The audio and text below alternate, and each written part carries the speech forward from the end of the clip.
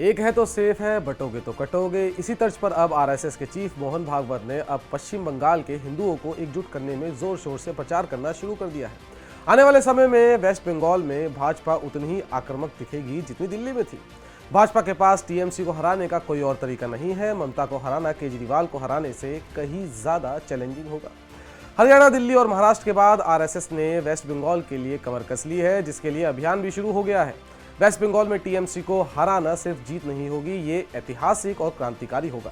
अगर बीजेपी 5% का अंतर कम कर लेती है तो बंगाल में पॉलिटिकल लैंडस्केप हमेशा के लिए बदल जाएगा भाई साहब। राष्ट्रीय स्वयंसेवक संघ आरएसएस के प्रमुख मोहन भागवत ने एक बहुत ही दिलचस्प और लेफ्ट इकोसिस्टम के सीने में आग लगा देने वाला बयान दिया, जो सिर्फ हिंदू समाज के बारे में नहीं बल्कि पूरे भारत की सांस्कृतिक पहचान से जुड़ा हुआ है। आइए जानते हैं कि मोहन भागवत ने क्या कहा और क्यों ये बयान इतना चर्चा में आ रहा है। वेस्ट बंगाल के बर्धमान में आरएसएस के मध्य बंग प्रांत की सभा को संबोधित करते हुए मोहन भागवत ने हिंदू समाज की एकता पर जोर दिया। उन्होंने साफ कहा, हमारा उद्देश्य पूरे हिंदू समाज को संगठित करना है। अच्छा, अब ये बात समझते हैं कि जब मोहन भागवत कहते हैं कि हिंदू समाज को एकजुट करना जरूरी है, तो क्या वो सिर्फ एक राजनीतिक बयान दे रहे हैं या फिर क्या ये भारत के सांस्कृतिक और नैतिक अस्तित्व को बचाने की एक कोशिश है? आइए जानते हैं। देखिए, अगर वेस्ट बंगाल में भाजपा अपना वोट शेयर 5 से 6% बढ़ा ले तो वो 170 से ज्यादा सीटें जीत सकती है, क्योंकि ममता बनर्जी ज्यादातर मुस्लिम डोमिनेटेड सीट्स पर ही बड़ी जीत हासिल करती हैं। आपको याद होगा जेपी नड्डा ने कहा था कि हमें अब आरएसएस नहीं चाहिए, चुनाव जीतने के लिए बीजेपी ही काफी है। मोहन भागवत भी देश को अपनी सेकुलर इमेज दिखाने की पुरजोर कोशिश कर रहे थे, जिसका खामियाजा बीजेपी को 2024 लोकसभा चुनाव में भुगतना पड़ा। आइए अब आपको सुनवाते हैं कि आखिर मोहन भागवत ने क्या कहा। भारतवर्ष एक भूगोल नहीं है केवल, भूगोल तो छोटा बड़ा होते रहता है, परंतु भारत तब कहा जाता है जब उसका एक स्वभाव होता है। भारत का एक स्वभाव है,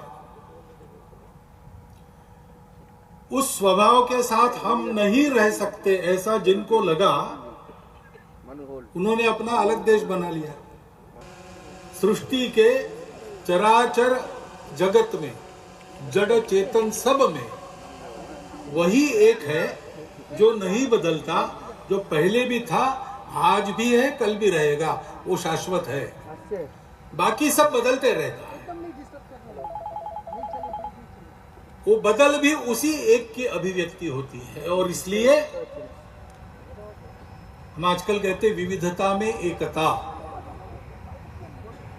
लेकिन हिंदू इसको जानता है, इसलिए जानता है कि वो ये समझता है कि ये एकता की ही विविधताएं हैं, विशिष्टताएं हैं, एकता का श्रृंगार है। इसलिए अब आरएसएस वेस्ट बंगाल में जमीनी स्तर पर काम कर रहा है, क्योंकि वेस्ट बंगाल में बिना कोई जमीनी काम किए ही उन्हें 42% वोट शेयर मिले थे।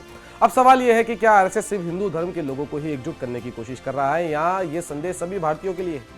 इसका एग्जाम्पल खुद मोहन भागवत ने हमारे हिस्ट्री को याद दिला कर दिया, जहां उन्होंने बताया कि कैसे अटैकर्स ने भारतीय समाज को तोड़ा था। उन्होंने बताया कि समाज में विश्वासघात और आपसी बिखराव के कारण ही हम लोग कमजोर हो गए थे। संघ पूरे हिंदू समाज को एक करना चाहता है, क्योंकि इस देश के लिए एकजुट हिंदू समाज ही राष्ट्र की शक्ति और भविष्य है। जिन्होंने इसमें विश्वास नहीं किया, उन्होंने अपना अलग देश बना लिया। पाकिस्तान और बांग्लादेश प्राइम एग्जाम्पल है। और अगर वेस्ट बंगाल को भी नहीं जीता गया तो वहां भी बहुत जल्द ऐसे ही हालात पैदा हो जाएंगे, जिसके आसार दिखने भी लगे हैं, क्योंकि ममता बनर्जी की वेस्ट बंगाल पुलिस ने इसी रैली के आयोजन को लेकर अनुमति देने से मना कर दिया था, जिसके बाद आरएसएस को कोर्ट का रुख करना पड़ा और तब जाकर ये सब संभव हो पाया। इतिहास गवाह है कि जब जब हिंदू एकजुट हुआ तब भारत सोने की चिड़िया कहलाया। अब देखना होगा कि आरएसएस और बीजेपी का ये अभियान क्या रंग लाएगा। बाकी पल पल की अपडेट्स के लिए बने रहे आयन भारत के साथ। आपका क्या कहना है, क्या ये बदलाव वेस्ट बंगाल में आ पाएगा या नहीं, हमें कमेंट सेक्शन में जरूर बताएं। वीडियो अगर पसंद आई है तो लाइक करें और शेयर करना बिल्कुल भी ना भूलें।